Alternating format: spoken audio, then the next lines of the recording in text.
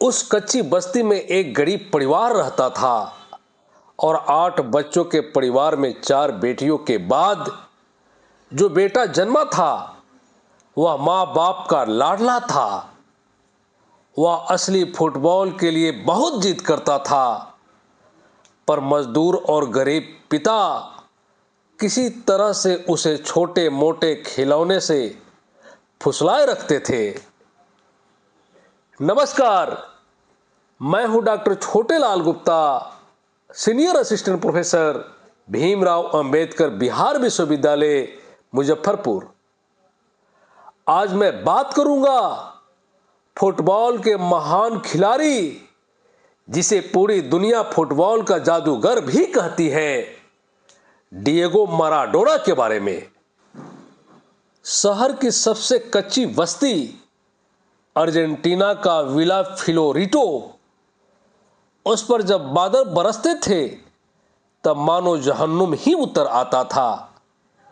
झुग्गियों पर टीन की छतें थी, जिनके नीचे छिपे बच्चे को लगता था कि बाहर से ज्यादा पानी अंदर बरस रहा है। टपकते पानी को बर्तनों में इकट्ठा किया जाता और उस पानी को माँ बाप बाहर उस गली में फेंकते रहते थे। इसी कच्ची बस्ती में एक गरीब परिवार रहता था और 8 बच्चों के परिवार में 4 बेटियों के बाद जो बेटा जन्मा था वह माँ बाप का लाडला था। वह असली फुटबॉल के लिए बहुत जिद करता था, पर पिता किसी तरह उसे छोटे मोटे खिलौने से फुसलाए रखते थे। मजदूर पिता के पास बच्चों को पढ़ाने के पैसे तक नहीं थे, तब असली फुटबॉल खरीदने लायक पैसे कहां से आते। पिता बच्चों से बचते हुए सुबह घर से निकल जाते और देर रात लौटते। बहरहाल उस बच्चे का चौथा जन्मदिन था और छोटा आयोजन किया गया, जिसमें चाचा के परिवार को भी बुलाया गया। संयोग देखिए, चाचा उपहार में फुटबॉल ले आए और शुभकामनाएं देते हुए कहा कि फुटबॉल से तकदीर बदल जाती है, इसे संभाल कर रखना। बच्चे की एक बड़ी पुरानी और पहली तमन्ना पूरी हुई। वह खुशी से झूम उठा, मानो जिंदगी में सिर्फ फुटबॉल की ही कमी थी। फिर क्या था, उसे फुटबॉल का रोग हो गया। उठते बैठते हर पल फुटबॉल लिए रहने लगा।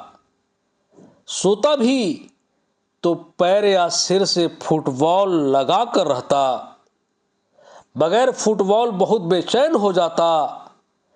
नतीजा यह हुआ कि जैसे जैसे वह बड़ा हुआ, फुटबॉल उसकी पहचान बनती गई। गली के बच्चे तो उस पर मुग्ध थे ही, क्योंकि वह उनके लिए गेंद का जादूगर था। वह फुटबॉल को अपने पूरी देह पर घुमाता था, कंधे से सिरे और सिर से घुटना या जंघा, जंघे से पैर, पैर से छाती। वह जहां चाहता वहीं फुटबॉल ठहर जाती या कूदती रहती। सब कहने लगे थे, ये लड़का फुटबॉल का जिगरी यार है। तो कोई कहता, फुटबॉल इसके शरीर का ही एक अंग है।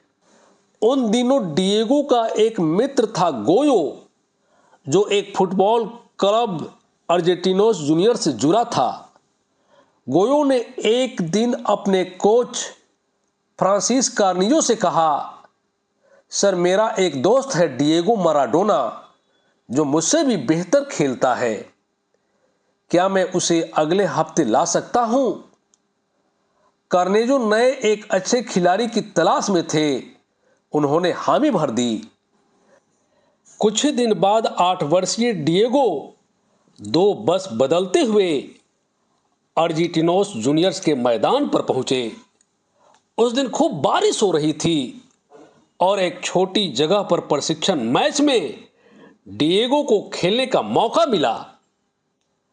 कोच कार्नियोज फुटबॉल के साथ साथ डियोगो के नए नए करतब देख इतने अचंभित हुए कि उन्हें यकीन ही नहीं हुआ।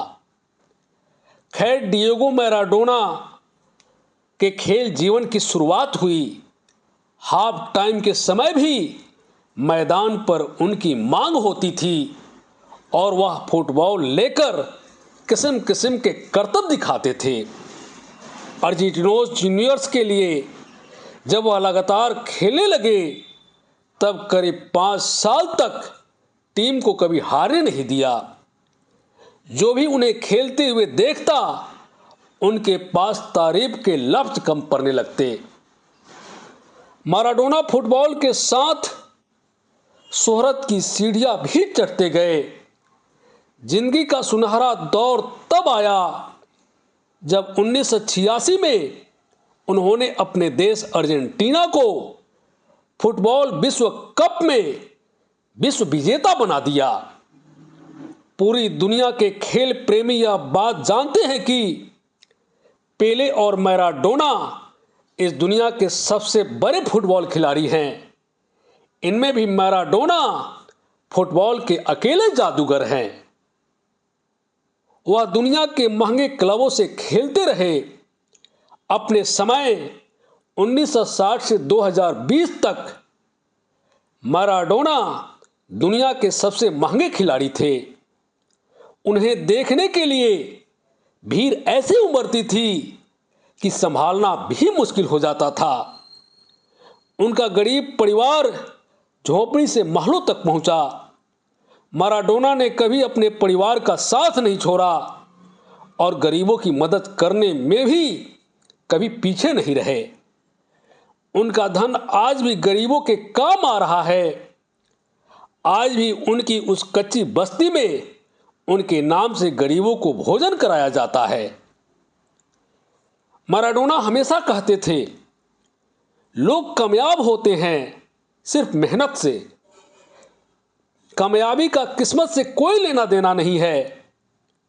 जब उनसे पूछा जाता है कि आपको सबसे ज्यादा खुशी कब मिलती है, तब वह कहते हैं, जब मैं फुटबॉल को देखता हूं, उसके पीछे भागता हूं, तब मैं दुनिया का सबसे खुश दिल इंसान हो जाता हूं।